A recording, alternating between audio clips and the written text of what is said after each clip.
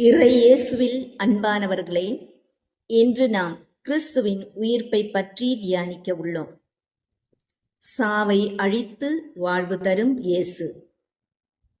குழந்தை அழுதது. அம்மா சொன்னாள், டேய், அழாம சாப்பிடு, இல்லைன்னா புள்ள பிடிக்கிறவனை கூப்பிடுவேன். குழந்தை மீண்டும் அழுதது. அம்மா மீண்டும் சொன்னாள், சரி சரி, நான் புள்ள பிடிக்கிறவனை கூப்பிட மாட்டேன். குழந்தை இன்னும் அதிகமாக அழுதது.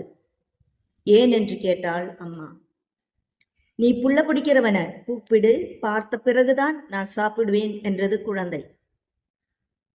இப்படி காலம் மாறி வருகிறது. காலம் மாறினாலும் கிறிஸ்துவின் உயிர்ப்பு மாறாத பண்பை இந்த பெருவிழாவில் நினைவு கூர்ந்திட அழைப்பு விடுக்கிறது. கிறிஸ்துவ விசுவாசத்தின் பெருவிழா. கிறிஸ்துவ உலகம் கொண்டாடுகின்ற திருவிழாக்களிலெல்லாம் முதன்மையான தலை சிறந்த விழா கிறிஸ்து உயிர்ப்பு பெருவிழா. ஏனெனில் அது கிறிஸ்துவ விசுவாசத்தின் திருவிழா. கிறிஸ்துவ வாழ்வுக்கு அடித்தளமாக இருந்து அர்த்தம் தருவது கிறிஸ்துவின் உயிர்ப்புதானே. கிறிஸ்து உயிருடன் எழுப்பப்படவில்லை என்றால் நாங்கள் பறைசாற்றிய நற்செய்தியும் நீங்கள் கொண்டிருக்கிற நம்பிக்கையும் பொருளற்றதாயிருக்கும். மீட்பின் வரலாற்றின் மணிமகுடம் கிறிஸ்துவின் உயிர்ப்பு. இதுவே நமது விசுவாச வாழ்வின் அடித்தளமும் கூட. அதனால்தான் ஆண்டு முழுதும் நாம் கொண்டாடுகின்ற திருவழிபாட்டின் மையமாக அது அமைந்திருக்கிறது. சாவின் சக்திகள் இறைவன் முன் பலமற்றவை என்ற செய்தியை பறைசாற்றிக் கொண்டே இருக்கிறது. கிறிஸ்துவின் உயிர்ப்பில் புலர்ந்த புதுவாழ்வு. வாரத்தின் முதல் நாள் என்ற சொற்றொடரில் புத்துலகின் விடியலை யோவான் உணர்த்துகிறார். புது படைப்பு, புது ஆரம்பம் கிறிஸ்துவின் உயிர்ப்பில் உருவாகிறது. கிறிஸ்துவில் நிறை பெறும் புது படைப்பை கண்முன் கொள்ளாமல் கடவுள் முதல் படைப்பை நிகழ்த்தி இருக்க மாட்டார் என்பது திருச்சபை தந்தையர்களின் கருத்து. கிறிஸ்துவில் நாம் புது படைப்பாக மாறியிருக்கிறோம்.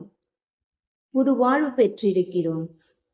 புதிய இயல்பை அணிந்து கொண்டிருக்கிறோம். உயிர்ப்புக்கு நாங்கள் சாட்சிகள். மதலேன் மரியாள் திறந்து கிடந்த கல்லறையை கண்டு அதிர்ந்து போய் சீடர்களிடம் செய்தியை சொல்கிறார்.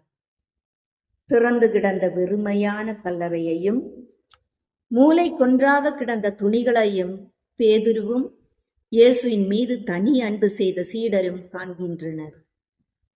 வெறுமையான கல்லறை விசுவாசத்திற்கு ஒரு அறைகூவல். இயேசு தனி அன்பு செய்த சீடர் அதை பார்த்து விசுவசிக்கின்றார். மற்ற சீடர்களும் கிறிஸ்து உயிர்ப்பின் உண்மைக்கு சான்று பகர்கிறார்கள். நாம் சாட்சிகளா? சாவுக்கான சக்திகளை காட்டிலும் வாழ்வுக்கான சக்திகளுக்கு பலம் அதிகம் என்பதில் நமக்கு நம்பிக்கை உண்டா? கிறிஸ்துவின் உயிர்ப்பில் நம்பிக்கை கொண்ட நமக்கு இருந்தே ஆக வேண்டும்.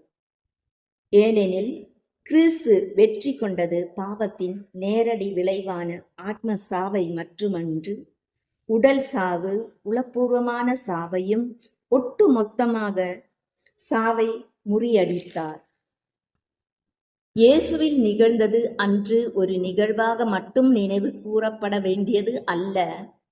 உயிர்ப்பு பெருவிழா நம்மில் நிகழ்கின்ற நிகழ்வையும் அதாக வேண்டும். உயிர்ப்பின் நேரம் நாம் புது வாழ்வில் காலடி வைக்கும் நேரமாகவும் இருந்தால்தான் அது அர்த்தம் பெறுகிறது. ஏனெனில் நாம் இவ்வுலகு சார்ந்தவை பற்றி அல்ல, மேலுலகு சார்ந்தவை பற்றியே எண்ண வேண்டும்.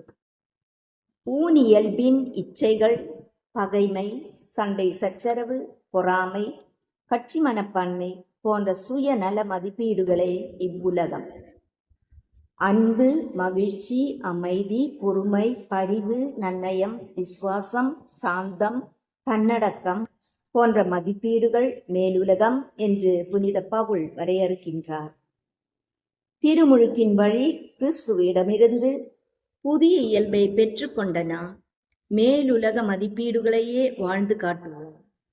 அதுவே சாவை அழித்து வாழ்வு தரும் கிறிஸ்துவுக்கு நாம் தரும் சாட்சியம். அல்லேலூயா. கேள்வி: இயேசு உயிர்த்து விட்டார், நாம் எப்போது பாவ வாழ்வில் இருந்து உயிர் தேடப் போகிறோம்?